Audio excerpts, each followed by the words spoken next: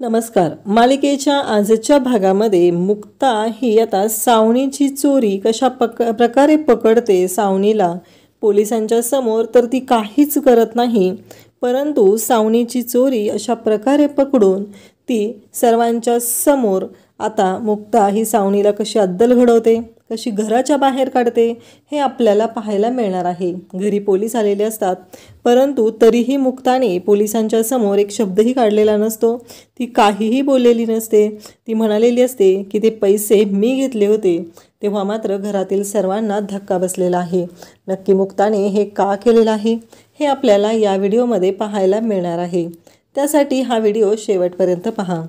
तर मुक्ता लकीच्या रूममध्ये आलेली असते. लकीला म्हणत असते की माझा विश्वास आहे, आमचा लकी असं कधीच करू शकत नाही, शक्यच नाही लकीनं असं करणं, असं मुक्ता म्हणत असते. आणि लकी मात्र ढसाढसा रडायला सुरुवात करतो. तेव्हा लकी म्हणतो की मुक्तावहिनी, तुझा माझ्यावर जो विश्वास आहे तो विश्वासघात मी केलेला आहे. मुक्ता म्हणते काय झालं लकी, असं का बोलतोयस तू? तेव्हा लकी सांगू लागतो की हो मुक्तावहिनी, मी तुझा विश्वासघात केलेला आहे, मी तुझ्या विश्वासाच्या पात्र नाही. मग मुक्ता म्हणते काय झालं? तेव्हा लकी सांगत असतो की मुक्तावहिनी, ती चोरी मी केलेली आहे. मुक्ता म्हणते काय सांगतोयस लकी तू? तेव्हा लकी म्हणतो की हो हो मुक्तावहिनी, ती चोरी मी केलेली आहे. हे ऐकल्यानंतर मुक्ताला तर खूप मोठा धक्का बसलेला असतो. मुक्ता म्हणते काय बोलतोयस तू, मला शक्यच वाटत नाही आहे हे सगळं. तेव्हा लकी म्हणतो की हो हो वहिनी, ती चोरी मीच केलेली आहे. तेव्हा मुक्ता म्हणते असं काय झालं होतं? तेव्हा लकी सांगायला सुरुवात करतो की खरंच माझं चुकलेलं आहे, मी या सगळ्यासाठी खूपच नालायक ठरलेलो आहे. या घरचा मुलगा म्हणून, दादूचा भाऊ म्हणून सगळ्या गोष्टींसाठी मी खरंच नालायक ठरलेलो आहे, माझ्याकडनं चूक झाली. मुक्ता म्हणते पण अशी काय गरज होती तुला, एवढे पैसे का हवे होते, तू आम्हाला सांगायचं ना, आम्ही दिले असते तुला पैसे, असं म्हणत मुक्ता लकीची बाजू घेत असते. परंतु लकी सांगू लागतो की नाही, माझ्याकडून चूक झाली आणि मला त्याची शिक्षा ही मिळायलाच हवी, असं लकीचं म्हणणं असतं. मुक्ता म्हणत असते तू असं नको बोलूस, मला सांग नक्की काय झालेलं होतं, कशासाठी तुला एवढ्या पैशांची गरज होती? तेव्हा लकी सांगत असतो की हे सगळं त्या सावनीमुळं झालेलं आहे.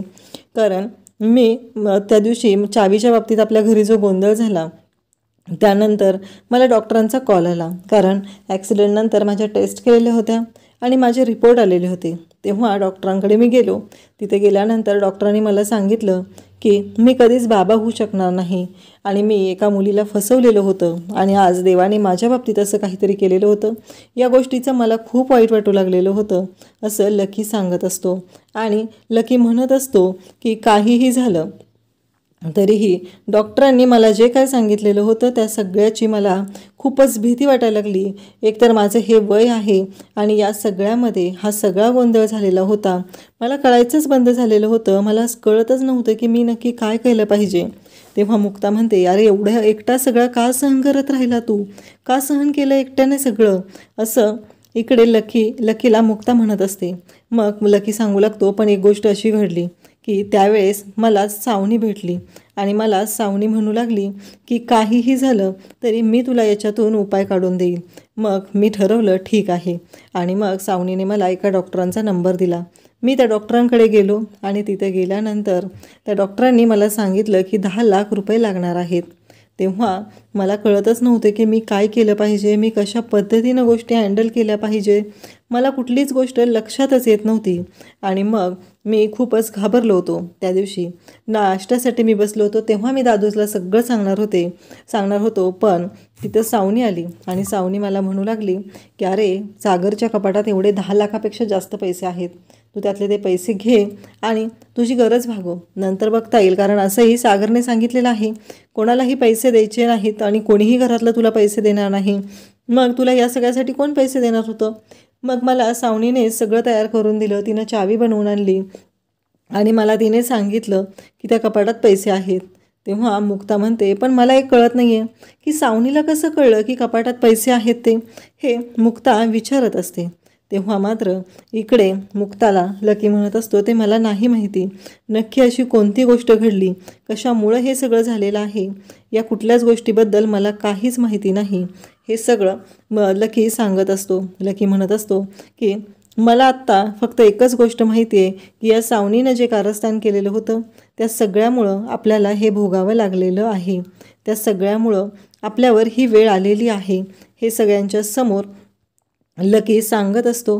लकी म्हणत असतो की मुक्ताबाईंनी खरंच मला माफ कर, माझ्याकडनं चूक झालेली आहे, मी खरंच असा आंधळा विश्वास ठेवायला नको होता. मुक्ता म्हणते, अरे पण एवढाच तुमच्यावर जीव ओवाळून टाकणारा तुमचा भाऊ आहे, मग का सांगितलं नाही तू आम्हाला? आम्हाला जर तू सांगितलं असतं तर काहीतरी घडू शकलं असतं ना. तू आम्हाला सांगितलं नाहीस, त्यामुळे आम्हाला कसं कळणार होतं नक्की काय झालेलं आहे ते. हे सगळं मुक्ताच लकीला बोलत असते. लकी मात्र रडत असतो. लकी म्हणत असतो की मला सावनीनं सांगितलं आणि मग मी चोरी केलेली आहे, मी ते पैसे घेतलेले आहेत. मुक्ता म्हणते ते जाऊ दे, पण बाळा काय झालं, त्यांना पैसे दिले, त्यांनी ऑपरेशन केलं ना, सगळं नीट झालं आहे ना.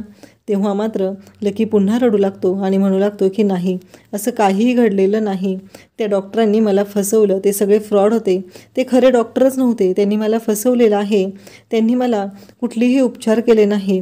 आणि मग लकी सांगू लागतो की हे सगळं त्या सावनीनंच केलेलं आहे, मला माहिती आहे की हे सगळं त्या सावनीनंच केलेलं आहे, कारण काहीही झालं तरीही तिने मला फसवलेलं आहे आणि मी तिच्या जाळ्यात अडकलं गेलो आणि म्हणूनच तर हे सगळं घडलेलं आहे.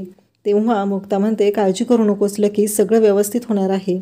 आणि तेव्हा मात्र मुक्ताला लकी म्हणू लागतो, पण दादूचे पैसे, ते पैसे सावनीने घेतलेले आहेत, मला खात्री आहे, कारण ते सगळं फ्रॉड होतं, तो डॉक्टर फ्रॉड होता, ते सगळं फ्रॉड होतं.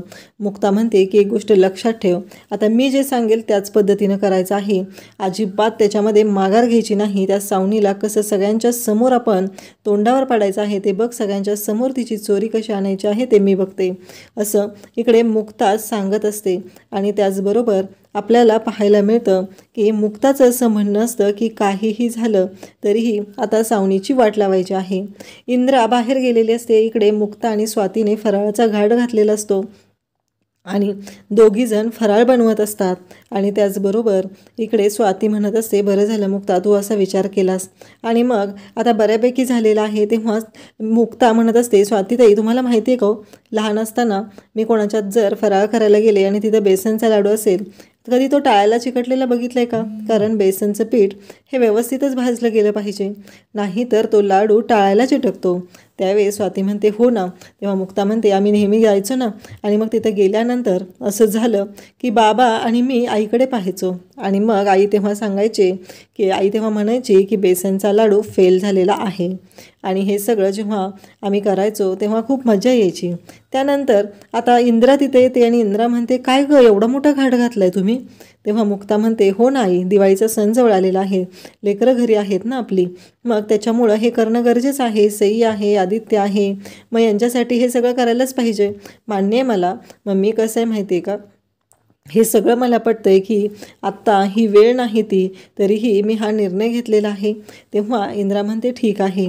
आणि मग दोघींनी फराळ उरकत आणलेला असतो, फक्त करंज्या बाकी असतात. तेव्हा मुक्ता म्हणते की करंज्या आदित्यला आवडतात, तर करंज्याचं कॉन्ट्रॅक्ट आपण सागरकडेच देऊया, असं मुक्ता बोलत असते.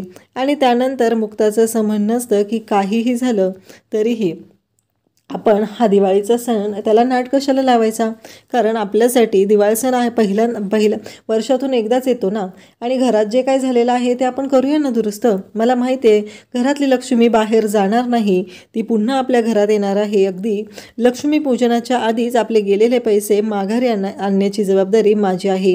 हे सगळं मुक्ता बोलत असते, कारण मुक्ताला माहिती असतं की घरात चोरी कोणी केलेली आहे. त्यानंतर आपल्याला पाहायला मिळतं की तेवढ्यात डोरबेल वाजते. सागर म्हणतो मी आलोच, असं म्हणत सागर जातो आणि मग डोरबेल वाजलेले आहे तर दरवाजा उघडण्यासाठी तो जातो, तर दारात इन्स्पेक्टर साहेब आलेले असतात. सागर म्हणतो या इन्स्पेक्टर, मीच तुम्हाला कॉल केलेला होता. मग आता स्वातीला तो सांगतो की स्वाती जा सगळ्यांना बोलवून घेऊन ये जा. स्वाती मग आता सगळ्यांना बोलवायला जाते. मग कोमल, लकी, त्याचबरोबर सावनी सर्वजण बाहेर येतात. आणि सगळेजण बाहेर आल्यानंतर मग आता इन्स्पेक्टर साहेब सागरला विचारू लागतात की नक्की काय झालेलं आहे. तेव्हा सागर सांगू लागतो की घरात चोरी झालेली आहे आणि कपाटातील कॅश चोरीला गेलेली आहे. हे जेव्हा सागर सांगत असतो तेव्हा मात्र सागर त्यांना सगळ्या गोष्टी सांगत आहे, अगदी क्लिअरपणे सांगत आहे. तेवढ्यात मुक्ता तिथे येते, कारण आता इन्स्पेक्टर साहेब सगळ्या घराची झडती घेणार असतात. ते म्हणत असतात की काल चोरी झाली आणि तुम्ही आज का कॉल केलेला आहे. तेव्हा सागर म्हणतो की आम्हाला वाटलेलं की पैसे घरातच सापडतील, पण तसं काही झालेलं नाही, म्हणून आम्ही आज विचार करून मग चोरी झाली याच्यासाठी कंप्लेंट केलेली आहे. तेव्हा सागरला तिथे मुक्ता म्हणते, अहो पण सागर तुमच्या लक्षात आलं नाही आहे का, माझ्याकडून खरंच चुकलं. अहो एक दिवाळीची स्कीम आली होती ना, त्या स्कीममध्ये ते पैसे मी गुंतवलेले आहेत, आपल्या घरामध्ये चोरी झालेली नाही. हे सगळं ऐकल्यानंतर तेव्हा सागर म्हणतो, काय बोलताय मुक्ता तुम्ही. मुक्ताच्या जवळ जातो आणि तो म्हणू लागतो की मुक्ता तुम्ही खोटं बोलताय, नक्की कशासाठी बोलताय मला कळेल का. आणि घरातल्या सगळ्यांनाच धक्का बसलेला असतो. सागर म्हणत असतो की मला माहिती आहे तुम्ही खोटं बोलताय. तेव्हा मुक्ता म्हणत असते, अहो नाही सागर, मी ते पैसे इन्व्हेस्ट केलेले आहेत, मी खरंच सांगत आहे तुम्हाला. हे ऐकल्यानंतर सागरला मुक्ता म्हणत असते की मी खरंच सांगत आहे. आणि हे ऐकून सागर म्हणतो की नाही, शक्यच नाही, हे तुम्ही जे बोलताय ना हे सगळं खोटं आहे. तेव्हा मुक्ता म्हणते, अहो नाही सागर, मी खरंच सांगत आहे. तेव्हा मुक्ता म्हणते की इन्स्पेक्टर साहेब माफ करा, आमच्याकडून थोडा गैरसमज झालेला होता आणि ते पैसे मी इन्व्हेस्ट केले होते, मला सगळ्यांना सरप्राईज द्यायचं होतं, पण ह्या सागरने पोलीस कंप्लेंट करून मलाच सरप्राईज दिलेला आहे, मला कळायचंच बंद झालेलं आहे, असं मुक्ता सर्वांच्या समोर पोलिसांना सांगत असते. तेव्हा मात्र इकडे सागर म्हणतो की काय चाललंय मुक्ता तुमचं. तेव्हा मुक्ता म्हणते, सागर मला तुम्हाला सगळ्यांना सरप्राईज द्यायचं होतं, पण आता ह्या पोलिसांना तुम्ही बोलवून मलाच सरप्राईज दिलेला आहे. हे ऐकून तिथे सागर त्याचबरोबर घरातील सर्वजण या सगळ्यांनाच धक्का बसलेला असतो. सगळेजण पाहतच असतात. तेव्हा मात्र इकडे मुक्ता म्हणते की इन्स्पेक्टर साहेब माफ करा, आणि सागर पण इन्स्पेक्टर साहेबांची माफी मागतो. आणि मग इन्स्पेक्टर साहेब जायला निघतात. आणि ते सगळं जेव्हा घडत असतं तेव्हा इंदिरा म्हणत असते की काय चाललंय का तुझं, तू म्हणून तर एवढी हसत हसत फरार करत होती, तुला माहिती आहे ना घरातले पैसे गायब झालेले नाही आहेत, म्हणूनच चालू होतं ना तुझं हे सगळं. तेव्हा मुक्ता म्हणते, हो ना मम्मी, मी विसरले होते ना हे सगळं सांगायला, असं मुक्ता बोलत असते. आणि तेव्हा सागर इन्स्पेक्टर साहेबांची माफी मागतो आणि मुक्ता लकीकडे पाहत असते, लकी मुक्ताकडे पाहत असतो. आणि फायनली मुक्ताने लकीला वाचवलेलं तर असतं, परंतु या सगळ्यामध्ये आता सावनीची वाट लागणार असते. सावनी मात्र एकाच गोष्टीचा विचार करत असते की ह्या मुक्ताने लकी का असं केलेलं आहे, म्हणजे घरात तर चोरी झालेली होती तरीही तिनं सर्वांच्या समोर ही गोष्ट का आणली नाही, हा प्रश्न आता तिला पडलेला असतो. आणि ती याच विचारात असते की का असं केलेलं आहे, मुक्ताने असं का वागलेली आहे. या प्रश्नाचं उत्तर आता इकडे सावनीला हवं असतं. आणि सागर मात्र चिडलेला असतो. सागर मुक्ताला घेऊन आतमध्ये जातो आणि तिला जाब विचारू लागतो, मला माहिती आहे की पैसे नाही आहेत तुम्हीच घेतलेले, कारण तुम्ही एवढी मोठी अमाऊंट घेऊ शकत नाही, तुम्ही असं करू शकत नाही. तेव्हा मुक्ता सागरला सगळी गोष्ट सांगते. तेव्हा सागरच्या लक्षात येतं की घरातच चोर आहे, पण चोर आता जर पोलिसांनी पकडला तर लकी त्याच्यामध्ये अडकेल. आणि उद्याच्या भागामध्ये आपल्याला पाहायला मिळणार आहे की सावनी मात्र आता खूप घाबरलेली आहे, मुक्ताच्या डोक्यात नक्कीच काहीतरी प्लॅन आहे. असं म्हणत सावनी तिने लपवलेले पैसे असतात त्या कुंडीच्या जवळ जाते आणि तिथून ते पैसे काढत असते. तेवढ्यात तिथे मुक्ता येते आणि मुक्ता म्हणते, सापडला चोर, सापडला, असं मुक्ता म्हणू लागते. आणि मुक्ताच्या म्हणण्यानुसार चोर तर सापडलेला असतो, परंतु आता त्या चोराला रंग्यात तर मुक्ताने पकडलेलं असतं. मुक्ता म्हणते, सगळेजण तिथं आलेले असतात. मुक्ता म्हणते की मला आता कळलेलं आहे की हे सगळं कुणी केलेलं होतं, कारण या सगळ्या गोष्टी तुम्ही केलेल्या आहेत, तुमच्या हातात ते पैसे आहेत आणि मी ते पैसे लॉकरमध्ये ठेवताना त्या नोटांवरती खुणा केलेल्या होत्या आणि त्या खुणा अजूनही त्याच्यावरती आहेत. हे सगळं मुक्ता बोलत असते आणि ते पैसे सागरकडे दाखवून म्हणत असते की सागर, हे जे पैसे आहेत ना, हे पैसे आपले आहेत आणि हे पैसे करणारी, चोरी करणारी व्यक्ती पण इथं आहे, तुम्ही पाहिलंच असेल की हे सगळं कुणी केलेलं आहे.